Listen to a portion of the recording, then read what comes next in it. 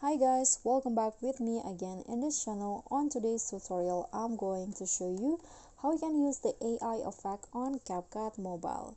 So here on the CapCut homepage, you can just click on the expand button and here you'll find the AI effects option. So click on that AI effects and then here you can easily add a photo and enter prompts of the effects that you want to create to get an AI image by yourself.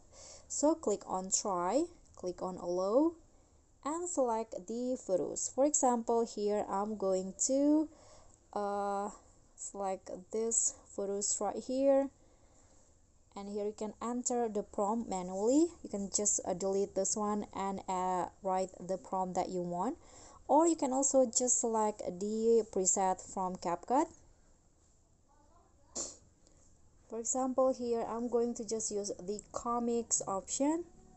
Now click on generate at the bottom, but please be noted that this is the pro feature, so if you are only on the CapCut free version, you can use it for 7 times. You got a free trial for 7 times, and after that you need to pay for it, or you need to join the CapCut Pro. So wait until the CapCut generating the images, and now you can see this is the result. And here is the before and this is the after.